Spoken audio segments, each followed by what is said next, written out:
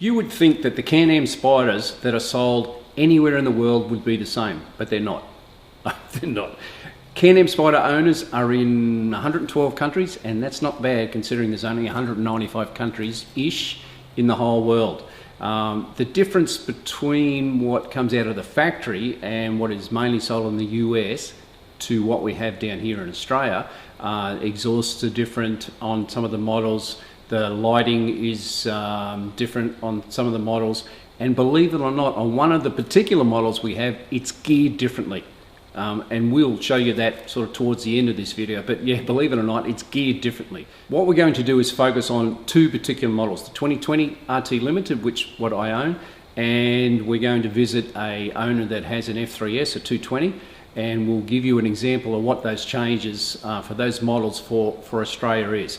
Now, I'd like to point out now that this is not a BRP issue. This is the individual countries and their legal requirements for the bikes to be designed to meet the individual, in our case in Australia, the ADRs, which is the Australian Design Regulations, and they need to meet those requirements for them to be legal on our roads. And I would imagine other countries would have similar requirements for the Can-Am Spyder to be on their roads. After we show you the 2020 RT Limited and the differences between what we get down here in Australia and in the US, we'll put a diagram up, and that will explain in a sort of simplistic manner, but it's enough to demonstrate how the bikes come out of the factory. They come out one end for the US, and they sort of make a left turn for all the other countries to, and they adjust that particular model, and they sort of simplistically go out another door. So, and that's basically how it happened, because I've been in the factory and the fellow that was there, he was showing us how it's all done. But anyway, I'll do that diagram up for you, and maybe that might explain it a little bit better. Let's give this video a kick along now. Don't forget to subscribe to the channel if you like this video. If you want to leave any comments, you can do in the comment section underneath the video. If you're watching this in another country and your bikes are different to ours in Australia and different again from the factory, I'd be really keen to hear those comments. But anyway, let's get into it. This mudguard light is another thing down here in Australia that we don't get. It is just a white light. It's just a strip down the middle, no indicators at all. Where you guys in America have the white light plus the indicator. If I've got that wrong, just leave it in the comments and tell me that it might be wrong, but I'm pretty sure you guys have an indicator in there. So, yep, why they do that down here, no idea. Absolutely no idea at all. I'm speculating what they did is they moved the indicator from here up to the side mirrors. Now, I'm only speculating, I could be wrong.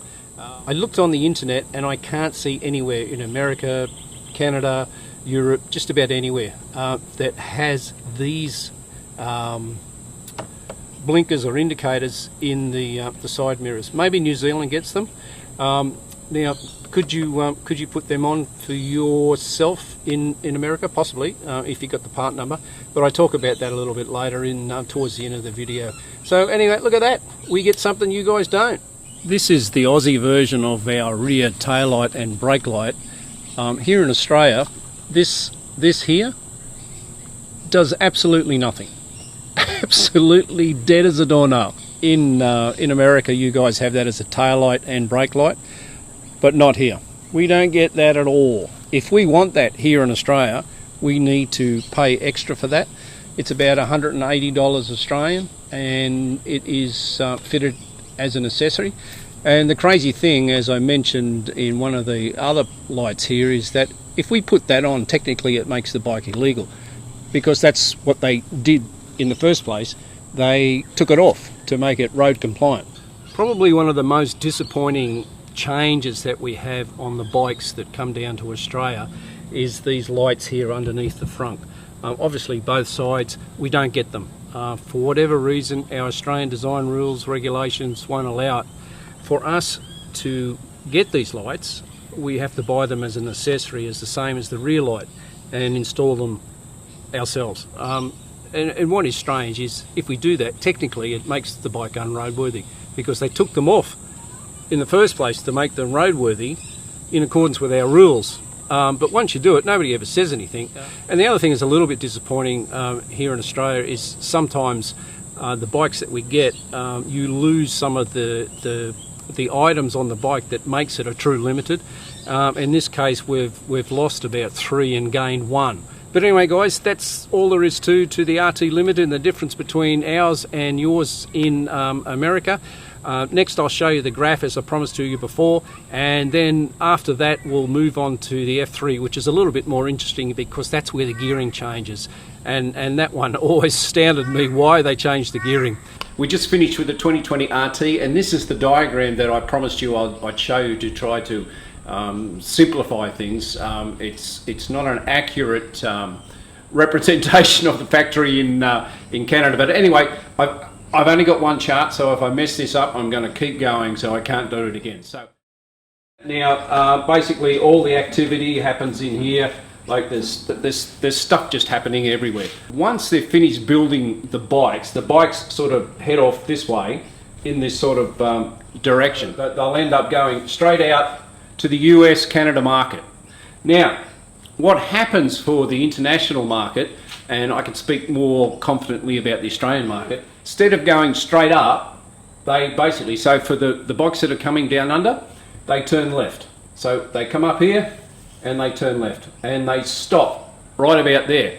Now, there's a technician, there he is, there he is. Now, basically what his job is, for the spiders that come through there, now he alters the spiders. Now, once he finishes all this, now this is not just for Australia, this part here, this guy here, he does it for all the other countries, and I can't speak for the other countries in great confidence, but Japan has different lighting requirements. They go to the extent of some of the bikes, or even when they're packed and shipped, that they can't pack them with the batteries, they can't pack them with acid in the batteries, so they have to take the batteries out, so they have to be shipped separately.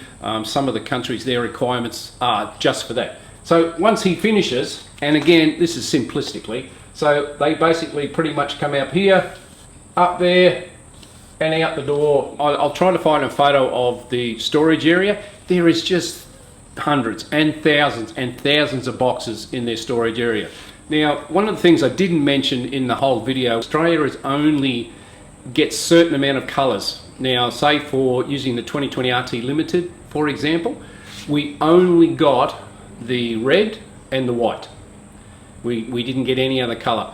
In the Limited, we got the blue in the standard RT, but that was it. Where you guys in the US, you got all the shades of the rainbow, we only got 2 colours. And now that pretty much happens with all our models since BRP have been shipping bikes to Australia. We get a very limited scope of the colours that you guys in the USA and possibly some of the other countries where they get the full gamut of all the colours. So that's my attempt at trying to simplify things. Anyway, we'll move on now to the F3S. Now, the F3S is probably the most interesting one because that's where the gearing has changed. So make sure you watch towards the end of the video. You'll see how the F3S is geared differently to what you guys have in the US.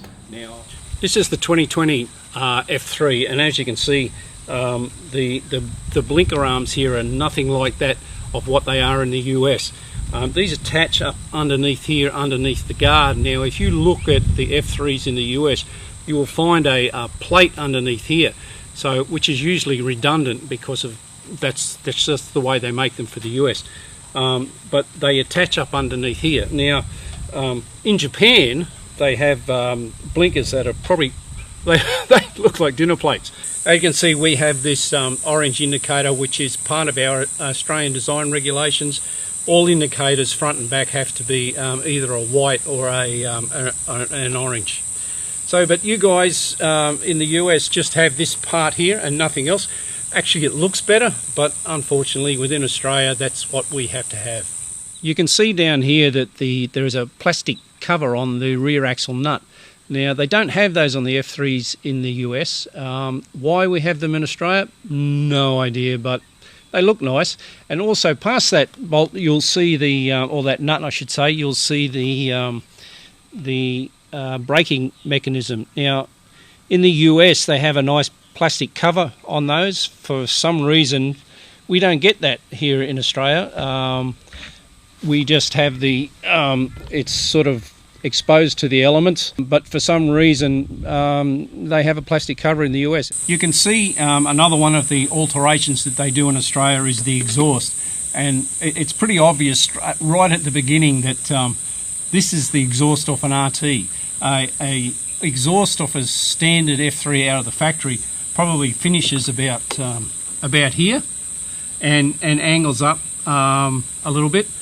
The reason they have this RT exhaust on here in Australia, again, is our ADRs, our Australian Design Regulations.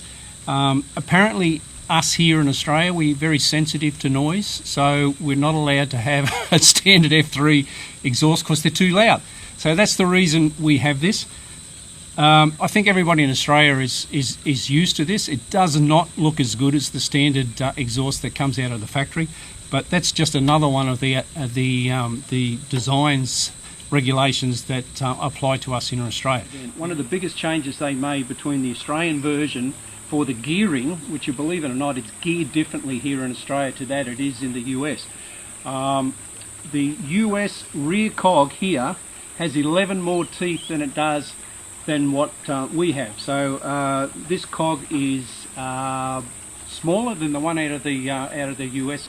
It took me forever to find out why they did that, and when they tested them here in Australia, they revved out too much and made too much noise. Can you believe that?